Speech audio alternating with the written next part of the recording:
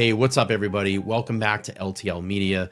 This is an update in the final criminal case tied to the death and murder of Robert Brooks, an inmate who died after being violently beaten by correctional officers inside Marcy Correctional Facility in Marcy, New York, back in December of 2024. This case has officially reached its end, not with a manslaughter conviction, but with a plea deal that has left many questioning whether real accountability was ever achieved. Brooks died after being beaten while handcuffed, an incident that was captured on body-worn camera footage that later showed jurors multiple correctional officers were charged in connection with his murder and death, with allegations ranging from manslaughter to related misconduct. Over the course of the prosecutions, some officers convicted or sentenced, while others saw charges reduced or resolved through plea agreements. The final remaining defendant, Michael Fisher, went on trial on manslaughter charge, but jurors were unable to reach an unanimous verdict. Rather than retry the case, prosecutors accepted a plea deal. The officer pled guilty to lesser charge, avoiding the potential sentence of 15 years in prison. Under the agreement, the expected sentence is roughly 6 months. Think about that. Only 6 months. That decision officially closed the last criminal case tied to Brooks' death, but for many, it does not close the book on justice.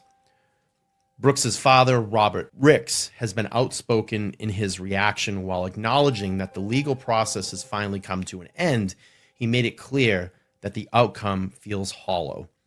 His response wasn't just about the plea deal itself, but what happens and what it represents, a system where overwhelming video evidence still failed to produce final and full accountability. He has emphasized that this case is bigger than his son alone. It reflects deeper systematic problems inside the prison system. What makes this outcome particularly difficult to accept is that the contrast between what is seen on video and ultimately happened in court. A man died and was murdered while restrained under the control of the state, yet the final results amounts to months behind bars rather than years. For critics, this reinforces the belief that the corrections officers are often insulated from consequences that would apply to civilians in similar cases.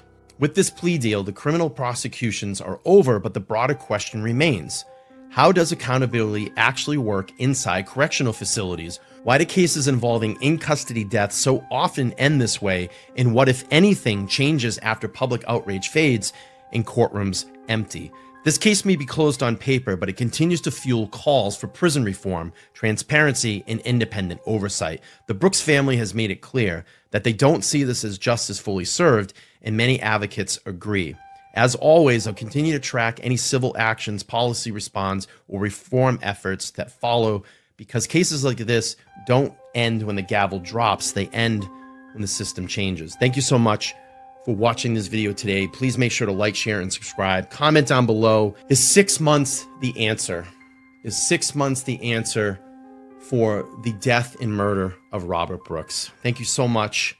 I'll talk to you guys soon. Take care.